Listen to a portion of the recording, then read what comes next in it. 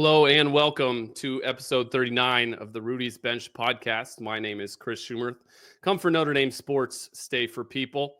So the Notre Dame women get through the first two rounds of the NCAA tournament unscathed. They win pretty easily against both Stephen F. Austin and against Michigan. We could say they were supposed to, maybe not. They didn't exactly finish the regular season as planned, but it's good to be in the Sweet 16. We'll talk about all of that. But first, today, a very special treat. Bill Murchie is a longtime family friend. He is a former basketball player at Wabash College. He is a trainer of basketball players. He is a former roommate of my brother's. He's a math teacher, and he is the girls' basketball coach at Culver Academies in northern Indiana. Bill, thank you so much. I never call you Bill, so that will be the last time on this episode that I do. Hey, appreciate it, Chris. First and foremost, thanks for all that you do with just reporting sports. We need more people like you doing this. And I'm blessed to be on your show. So I'm excited to talk some hoops, talk about life, and wherever else this takes us. I have a feeling we'll have plenty of material, but there's nowhere else to start really than when we met, which is on a basketball court. You were on the other side of the court. I was on one side of the court. We're both shooting. That was, at least for the moment, enough for me. It wasn't enough for you. You marched down, you challenged me to a game of one-on-one, which I immediately respected. And of course, I saw you as a summer camper at Culver. Your passion for the game of basketball was always evident. How did you fall in love with this great game?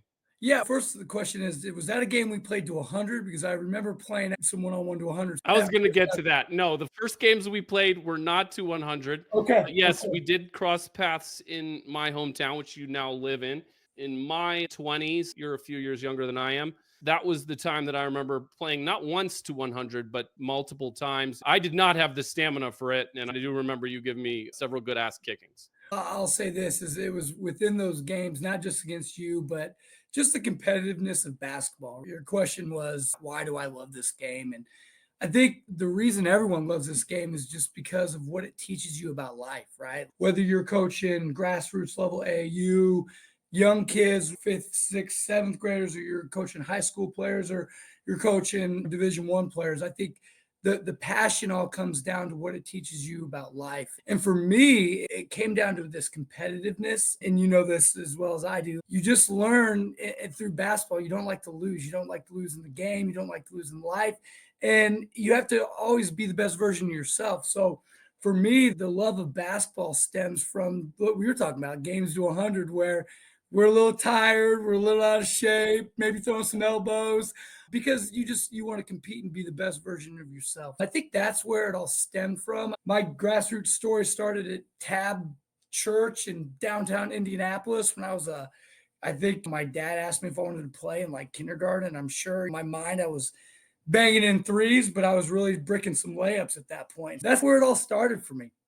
So one of the things I always remember, and again, not to intentionally throw you under the bus, though it may feel like this, but I think this is an important moment. One of the things that I have been aware of for a long time about your story, which at the time I was kind of like, but now I have really quite a bit of admiration for it. So you went to a bigger high school, a very competitive athletic high school in Center Grove, just south of Indianapolis. I don't know which year it was, but at some point you got cut. Is that correct?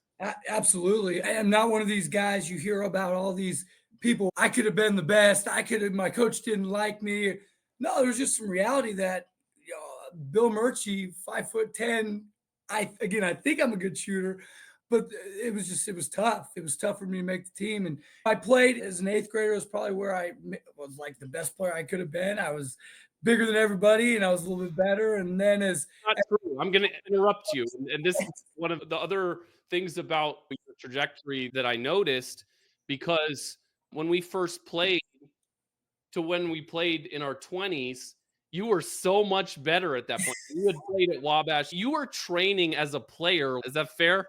Yeah, for sure. Again, like I said, I love the game. I remember the Fry Road crew. It's funny for me to even say it, but we used to go out Friday night, Saturday night, and we used to play pickup.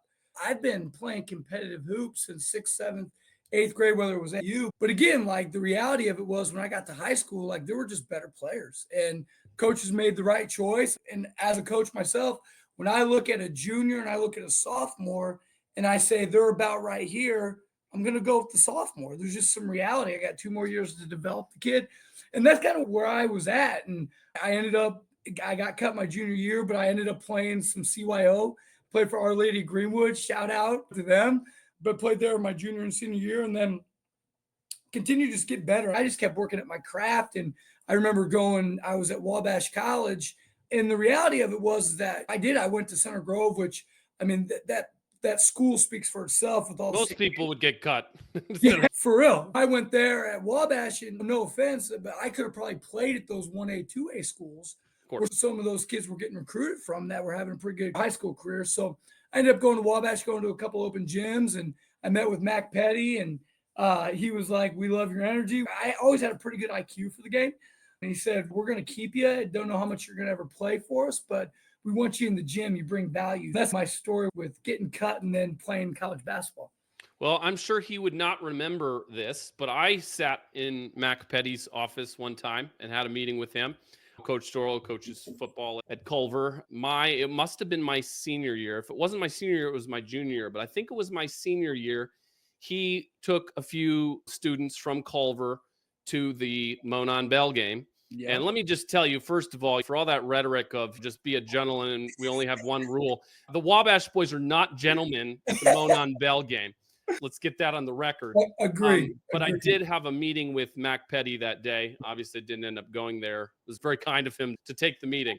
He's a great coach. Won a national championship. Coach Pete Metlazars, who played for the Bills, played for the Colts, Hall of Famer at the Division III level. Really learning under him was my first step getting into coaching, because he brought me in my junior year and had the conversation and said, "Hey, Bill," they call me Murch. Like he said, no one calls me Bill. But he pulls me and says, "Murch, listen," he goes, "there's just some reality." He goes, "What I do know is there's a varsity assistant coaching job open at Southmont High School. And it's yours if you want it," because I was going through the education process. I knew I was going to teach. And he just said, "If you want it," he goes, "I'll make a phone call right now." And I had an honest conversation with Big Donna, who, if you remember my mom, she was classic. But I talked to my mom about it, and she was like, "Bill, you're not good." She goes, "You got to go. Get into coaching." I had a serious coming to Jesus moment, but made the best decision of my life, because that really started my trajectory into my coaching career. You reminded me before the call that Coach Micah Shrewsbury at Notre Dame had a stop at Wabash. I assume that was under Mac Petty? It was, yes. Coach Shrewsbury, I think he was there for a year or 2 years, and then he ended up leaving to go to DePaul for a year or so. But his first stop was Wabash. One thing, again, that I've always wondered is when you can see it with just the junior in college who gets that advice from Mac Petty and is able to take it as well, that requires some degree of humility to say, this person might know better than I from the position in which they are sitting. Yeah. But also, just what is it about your own character that getting cut in high school wasn't the end of the road with the game? You didn't throw your hands up and say, I'm sure it was frustrating and I'm sure it hurt, but it never stopped your love for the game or your sense that you belonged around the game. Did you have anyone who spoke into that at all? Truthfully, I think my mom, she was a big piece of that. She always talked about perseverance, and good things and bad things are going to happen, and God's got a plan. And I'm a Catholic. I don't go to church as much as I should, but I believe that God's got a plan for everybody. And my plan, I truly believe, was to be a coach and to work with kids and just build that same type of perseverance, because like we talked about at the beginning, like in the game of life, there's wins and there's losses. And it all goes back to, why do we get into education? Why do we get into coaching? Yeah, we love the accolades. We love winning sectional championships. We love winning state championships. But the reality of it is, you love the phone calls that you get 5 years down the line. "Hey, coach, this thing happened to me, and look where I'm at now." So for me, like getting cut, it was all about perseverance. I understand that my worth is not tied. So many people think that their worth is tied to their salary, or their worth is tied to a position or a title. My worth is my worth. I'm going to leave this conversation, go home and be with my kids, and they love me because I just love being with them and love being a father. I think for me, perseverance and understanding that your worth is not what people think, it's what you believe in yourself. So you are now the Culver Academies girls coach. You mentioned the position at Southmont. You went out and coached at a school in Colorado for a while. Then you spent time as an assistant with the boys program at Culver. Yeah. In the same way that you have loved basketball, I have witnessed your love for Culver. So in some sense, it wasn't a shock that you ended up there. And it seems that combination of Culver plus basketball has Bill Murchie written all over it. But what were the set of circumstances that had you shift over from the guys' game to the girls' game, and how has that adjustment been? Just give you a quick run. I came to Culver out of college, went coaching a state championship right away. My first year here, we had a really good team. We lost to Cody Zeller. Obviously, he was playing with some NBA team now. I never keep track. It was interesting. The next year we go 0-23. Then the following year we go 2-21. So the highs and the lows there on the guys' side. And then I move out to Colorado. I'm the associate head coach at a 6A program, leader of their skill development program. Made an Elite Eight there, Sweet 16. Love that. But, something about the water up here at Culver, just it always brings you back. And I remember talking to my wife. We gone out to dinner. I said, she was my girlfriend at the time. And I said to her, Culver just gave me a call. And I think they're going to be really good next couple of years because they had Trey in that group. And my wife said, we're not moving to Indiana. I was like, well, let's go check it out. So I come back, and this is where it all gets crazy. I come back, we win a state championship, we're runner-up the following year. And then the next year, we're top 5 in 4A. And we think we got a shot at winning that thing. Makes 2 of us. Yep, I think we had a great shot. And COVID hits. And then the following year, it was a weird year with everything everywhere. Obviously, we don't need to go into the depths of the COVID life, but it was a weird year. And then the following September, we're back out with the boys. I'm still on the boys' side. We're ready to go. And all of a sudden, the AD calls me. I'm like, oh, God, what did I say to what kid? Because I get a little heated at times. You know this. But he calls me in, and Kevin Cox, who love him, he's our athletic director right now. He says to me, he goes, hey, the varsity girls coach is stepping down right now. We'd love for you to take it over and build that program. The program had some up and downs over the last few years. They'd been struggling. Their last sectional title was 2011. And he basically said, we want you to build it. We want you to do what you can and see where it takes you. I'm like, I never coached girls. I don't know anything. I had a daughter, but I had never coached. I trained girls, but never coached. And I'm thinking like, wow, this guy must trust me. So I said, let me think about it. I go home and I asked my wife, and I'm like, hey, like, what are your thoughts? They're going to offer me the girls' job. My wife, I swear, I'll never forget this. My wife looked at me and goes, Ellie's not going to play boys basketball. So if you want to coach your daughter, you might want to make that shift. And that was the transition. So I had a lot of success on the boys' side. I had a lot of fun, a lot of great memories. But being a head girls basketball coach is something that I'm so blessed I got the opportunity to do. And I'll never go back. Like, I think you and I were talking at some point, it was reunion weekend or at a game. And you said, would you ever go back to the boys' side? I said, no, I don't think so. So it's a blessing, and I'm really excited. Helps when you have a Division I talent on your first team, yeah? Yeah, it was really nice. Tebow, she's 32-20 in the sectional championship. She's playing down at Lipscomb now. She's doing amazing things. And I'll tell you what, like the one thing, say what you want, that I am so impressed with Taylor Bowen about is that Taylor Bowen has played 3 years at the same college. In a world where it's all about the portal, and it's all about what can you do for me? Oh, I'm not playing. Well, where can I go? Because it's about me. I've got 2 girls playing college basketball right now, and both have not transferred. And for me, that speaks volumes to what they learned at Culver about commitment and what they learned in our program about the whole we over me mindset. They'll get what they earn. They'll get what they deserve. But yeah, it was pretty nice 2022 having her. You mentioned, I was going to ask you, but you already beat me to it, when the last sectional title was for the Culver girls program. Yeah. You got one in your first year. You got another one this year. So I believe that's 2 out of 4. 2 out of 4. How have you been able to do it? What's going well? And maybe what are some of the challenges that lie ahead here? Yeah, it was 2011. We won it with Andy Sikovich, who she's playing overseas right now.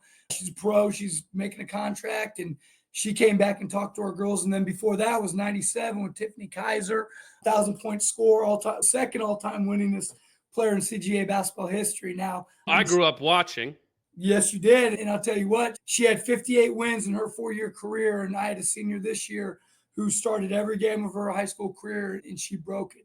That's pretty cool. Yes, that's the most wins in a 4-year cycle. So yes, 2 sectionals in 4 years. We're really excited. And the truth is, you asked about where we're at and how we feel. We're excited. We actually bring back 8 of our top 9 We started 2 sophomores, 2 of which we think are Division I players, and 5 of our top 9 were sophomores, which is pretty crazy. And you guys So, were, tell me not to rub salt in the wound, but you guys were favored in that regional. oh So yeah, you guys even this year were very yeah, formidable. And so yeah, it sounds to me like you're telling me that you very much like what you got coming back. yeah. Hats off to Highland and Jordan Steele. If the girl should go play college basketball, she had 35, 16, and 11. And I'm not talking about points, rebounds, assists. I'm talking about points, rebounds, and steals. She had a triple She had double a triple against you double. guys. Yes, she did. Yeah, if a good coach would have probably Insane. blitzed the ball screen and got the ball out of her hands. But that's what I'm saying. If we had a better coach here, we'd have a sectional and a regional. But no, hats off to them. They were outstanding, and it was 23 fouls to 6, and we fouled too much, and we had an over. We hurt ourselves. We had an over the line on a free throw down the stretch, and it is what it is. But I'll tell you this: we're real excited about what we have back. Our 3 top leading scorers are coming back. Our top 3 leading rebounders, both our posts. Our JVs over the last 2 years have been 37-3. So our JV program's in a really good place right now. And for me, I value that more than a lot of people. Again, it's development, it's about building. So for me, people are like, oh, that JV doesn't matter. I'm like, no, our JV is just as important as our varsity program. So we have a lot coming back, and we're really excited about where we're at. I told you I was going to ask. So, you've taken on this first time head coaching gig. You're 4 years in. I don't know how many years into your marriage you are, but I was at your wedding and it was certainly in recent memory. Yeah. How many kids do you have? 2? Two little girls. So you're taking on a lot in your young life, which again, I admire the way that you've just faced each of these different parts of your life. How do you juggle all those together? First of all, my wife is amazing. I don't thank her enough. I don't appreciate her enough. Even though in your mind you're always saying thank you, she's my rock, and she's been basically everything for me. And it's been hard. There's a lot that goes into coaching, a lot of hours, a lot of late nights, a lot of film. It was nice when they were young because I would just take the night shifts. So I'd be up doing scouting reports and watching film and prepping. And then Claire would wake up at 3 in the morning and be like, okay, game time, let's change the diapers. And then sleep for a few hours and start it all over. But it's getting easier, obviously. And my daughters are 4 and 1 and a half. She'll be 2 in August. It's been tough, but you surround yourself with great people. And what I've done in life, I feel, is really realized who I am as a person, realize my weaknesses, and then try to surround myself with the strengths that I don't have.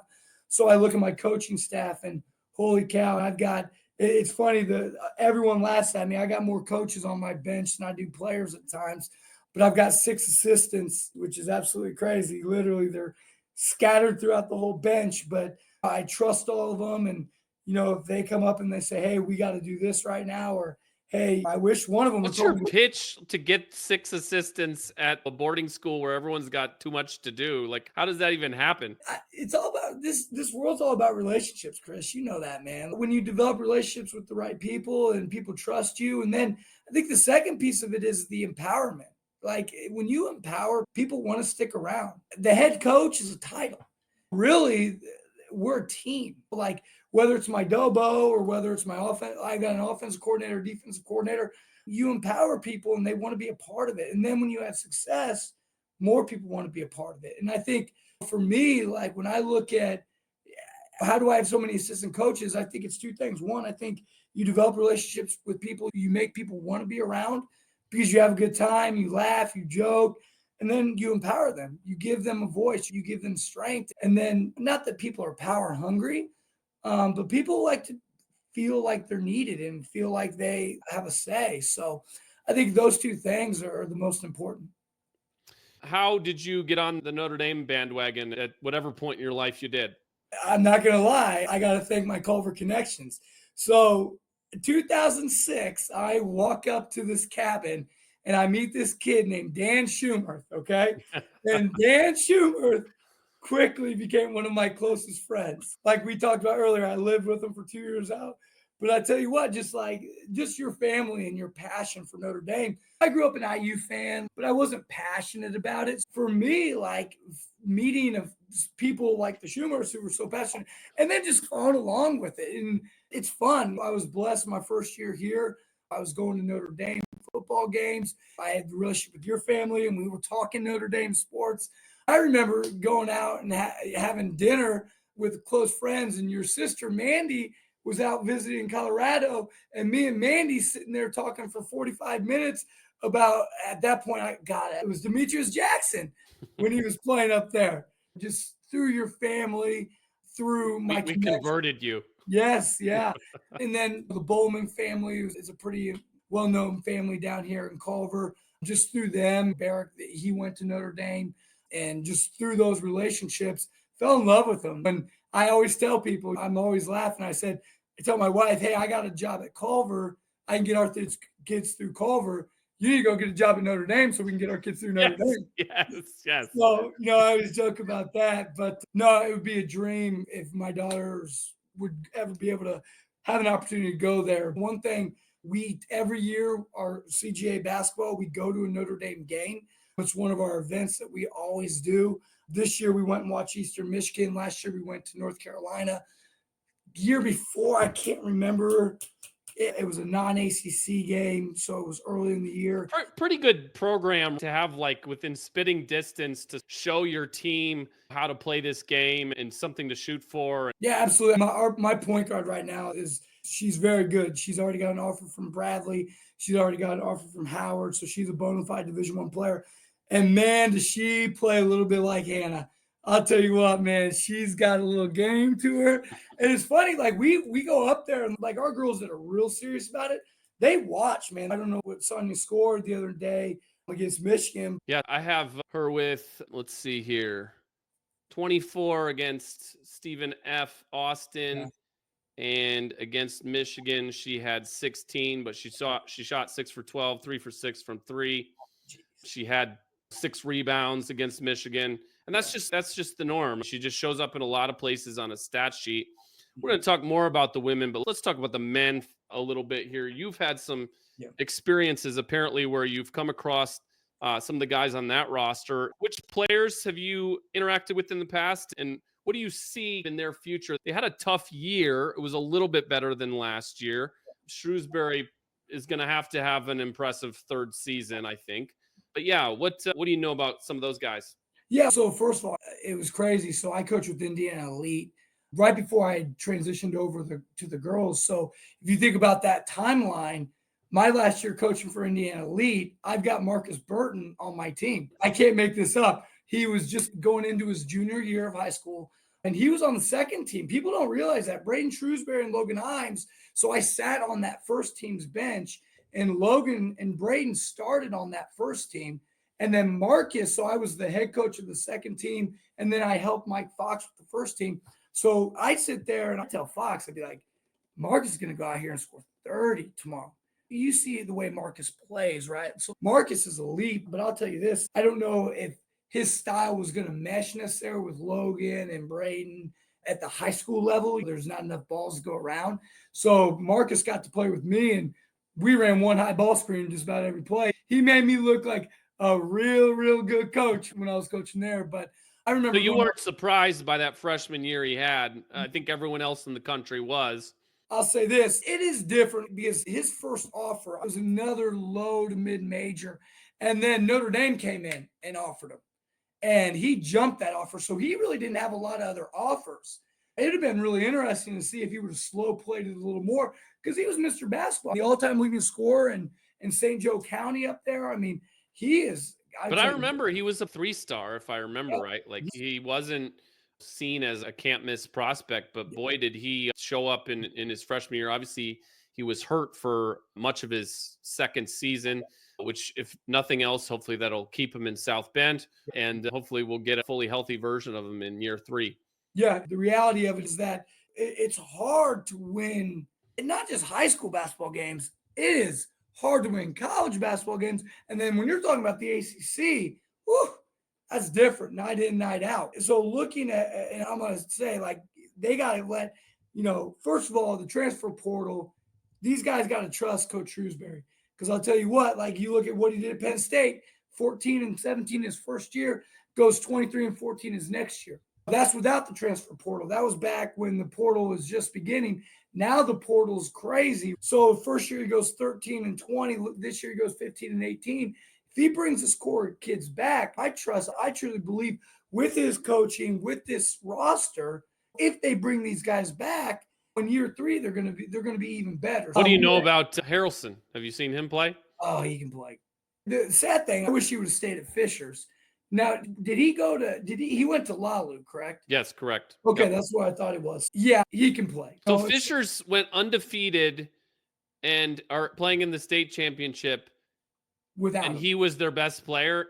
Was hands down their best player. That's astonishing. Yeah, but what you got to realize too is that Winiger down there's got to cook it, man. Yeah, he He does. gets everybody. He's got what's oh my gosh, Jason Gardner played Arizona, played North Central. His kid starts on that team, and then how many Division I players does he have on that team? I don't know, man. Like you talk about kids on the JV team that can play college basketball. That's the school you're talking about there. Okay, so let's use coaching language here because what I really want from you is to scout this Notre Dame women's team. They've got much bigger games coming up this weekend, at least one. So they play TCU on Saturday at 1:00. Yeah. And then if they can get by TCU, they'll get another date with Texas. So they played both of these teams earlier in the season. They beat Texas. They lost to TCU. I'm sure that both teams remember those games.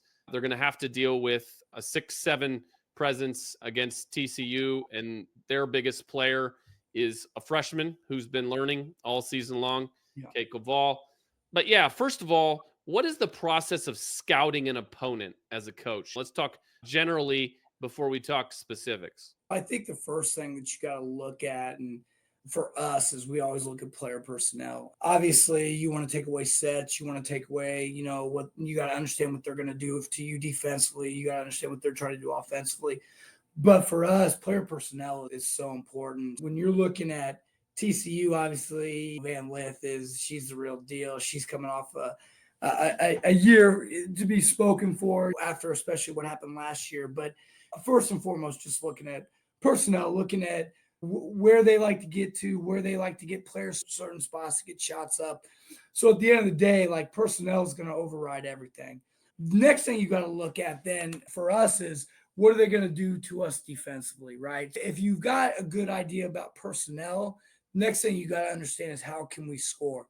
So if you can take away some of their best players, if you can limit shots, if you can maybe keep somebody 4 to 6 points under their average, that's crucial. But at the end of the day, you got to understand like where you can get your shots up. So having offensive scout, somebody that just watches the film to watch what a team does defensively, and then comes back and says, I think we can attack them here. That's really where you're going to make a difference at the collegiate and at the high school level. So I assigned you the task of watching the first round game and the second round game. I think your season being over, I'm sure you're watching lots of basketball during March Madness anyway. But how would you, if you were coaching against this Notre Dame women's team, what would be some of your areas of focus? Just coaching against them? Yeah. So first and foremost, I'm gonna jam Hannah. I'm going to get the ball out of her hands. And now I say that, now what, you're going to let Olivia Miles do that to you? At the end of the day, it's pick one poison versus the other. But for me, get it out of her hands and don't let her create because she's so good, especially when she gets downhill. Find a way to get it out of her hands, whether you got to throw a different defense, maybe run somebody at her. That's the first thing I would do. Next thing I would do, I would not necessarily face guard, but Sonia, I'm not letting her do catch and shoot. Now, the truth is, like, she can put it on the deck, right? But I'm going to take my chances. I'm going to run her off the line because at the end of the day, the three-point shot's a killer. It just kills momentum. It's 150% of a normal two. So if you run her off the line, you make her finish. And they got a 6'7" girl down there, right? Yep. So at the end of the day, like, if you run her off the line and you get somebody else downhill, like she's got to go up against 6'7", which is different. At the girls' level, 6, that's like going against a 7-footer in boys basketball. So I would I jam Hannah. I try to get the ball out of her hands as much as possible. Again, understanding that you got to pick your poison, right? But Olivia Miles, it's worth saying, she sprained her ankle against Stephen F. Austin.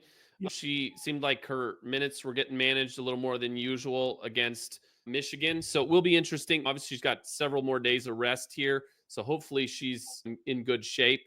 But that is a concern. And if you're a coaching staff, I'm sure you're paying attention to that in terms of like how you're developing your game plan. Yeah. Another reason why I said get it out of Hannah's hands. But again, you never know. Now with how good training staffs are, the truth of the matter is she's going to come out. Olivia's going to come out fresh. But in my mind, if you can get it out of Hannah's hands, if you can run Sonya off the line, obviously Olivia's going to get hers, but just do what you can. I'd take those two out, and then we'll see where we're at. From the other side, if there's an obvious weakness of this Notre Dame team, it's that they don't have a true center who's elite. They have a center who's developing and who's learning, but that's more common at the high school level than it is at the college level. And so I'm sure it's something you've dealt with both with opponents and also your own team. How do you hide that? Not that it's going to be like a big secret or anything like that, but how do you get away with that weakness on a basketball court?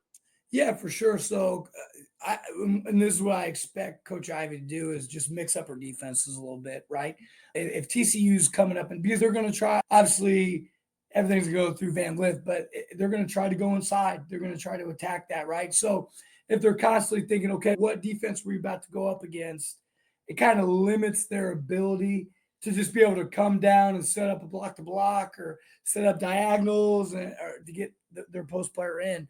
So I think switching up your defenses is going to be. And she has done a good bit of that this year. I don't know how much you've been able to watch, but there are certainly games where they're almost every possession going man to zone. And so that does provide some coaching perspective on why she might choose to do that. And the second piece is finding where you can double from. One thing we talk about, and we've only seen this maybe once, maybe twice in my coaching career where we've been playing a post that's so elite, but you find the person you can leave. So for us, like we'll watch film and we'll say, okay, if it goes in from here, we're going to trap from here, and then we got to sink in from behind. Coach Ivy, I'm sure they're talking a little bit about that as well, as who that player is for TCU, that they can not necessarily leave because colleges do such a good job of diving and then hitting diagonals out. But where can your help actually come from if you've got a stun or if you've got to just wholesale, like she's making a move to the rim, where you got to come from? Be interested to see how they play in ball screens. I don't know enough about TCU. I've watched bits and pieces, but it'll be interesting if they get that girl in the ball screens, how they play that, whether they blitz that, whether they play in drop coverage. I don't always do this, but I think it'll be fun to do this. Who are you taking? Notre Dame against TCU? And if Notre Dame gets through TCU, Notre Dame against Texas?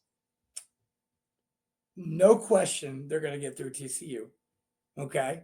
No question in my mind. Look, they lost earlier this year. Yeah. I think they outscored them in the first quarter by like 10. Yeah. So yeah, that's certainly a team that you want to get again, right? Because I think they gave them Notre Dame's first loss of the season. They did. Yeah. Right. Yeah, they did. So they were 2, 4, 5-1. They lost 68-76 at home. But I'm telling you, no question in my mind, with those three, and Miles will be good to go. The Irish are advancing. So now, here's where it gets tough. When you walk in and now you're playing Texas, right? And that's the opposite situation where it's like they got them in South Bend, I believe, if I remember right. In overtime, 80-70. Yeah. So you're more nervous about the Elite Eight than you are the Sweet 16. We won't make you say they're going to lose, but it'll be the Sweet 16 game against TCU. Right. I think they get the Elite Eight game. That's the one that'll be a little tougher, but they get that. They're going back to the Final Four. So if I was a betting man, which I'm not, don't get me on here saying I'm betting. But if I'm a betting man, I got the Irish going through to the Final Four. Ivy's been in the Sweet 16 the last 3 years, I think. So her first year, she goes. Correct. Yeah, so 24-9, Sweet 16, 27-6, Sweet 16, 28-7, Sweet 16. Final Four this year, baby. Final Four. Was when you were out in Colorado, was Dan playing around with his sports betting yet? Do you know that he's become quite the sports bettor? I know nothing about sports betting. I'll tell you what. I'm just oblivious to all that stuff. We can't do that. It's funny. It was so funny. We had the big bracket in our apartment posted up. I think you've probably been Yeah. out there, you've seen that. But man, this is the best time of the year, and just filling out brackets, just watching Are games. you concerned about the last week or so? The rhetoric's been strong from some interesting places about, oh gosh, we didn't have any Cinderellas in the Sweet 16, and the number of kids that are in the transfer portal is whatever 6 or 7 times on day one than it has been in previous seasons. Yeah, is college basketball in any kind of trouble, do you think? I think college athletics are in trouble. If you want the reality of it is, and I don't know what the fix is, Chris. I'll tell you what, I understand pay the athletes, right? Like, no offense, but I don't go to a Notre Dame football game because I'm just in love with, I do because I love Notre Dame, but you go and you watch those players, right? So why is the portal? I was talking to one of my good friends who was an assistant coach with me at Colorado, and he's at UC Santa Barbara. And we're talking yesterday on the phone. And I said to him, I go, so how's the recruiting right now with the portal? He goes, Murch, we're recruiting a whole new team. He said, we got 2 kids that are going to come back. Yep. He goes, I'm cold calling players because we have to recruit 10 new players. Yeah. And the first question they're asking me is, well, how much are you offering? So there's some reality that, do I think it's affected the NCAA tournament? I can't speak to that, but college athletics it's going to be different because I do think the SEC and the Big Ten are going to say we're out, and who else wants to be with us? And the Big Ten is going to have 35 teams in it. The SEC is going to have 40 teams in it. Then they're going to do their own conference tournaments and stuff. And I worry a lot about college. There could be, I think that's the best case scenario, really. If there's 2 more than super conferences and Notre Dame's in that mix and Clemson's in that mix and Florida State's in that mix, then okay, then you've got a smaller top tier, right? Which, whatever, I think many of us would still watch. For sure. So I don't know what else other than that happens that's good here. Bill Murchie has the Irish moving on to the Final Four. We'll see if they do. Thank you so much. I know that you put your kids down. You've got probably math classes to teach in the morning. You've got things to do. You chose to be here. It's always good to catch up. I appreciate it. Thank you so much. This has been another episode of the Rudy's Bench podcast. We care about the wins and losses, and we're also interested in the role that sports play in our lives.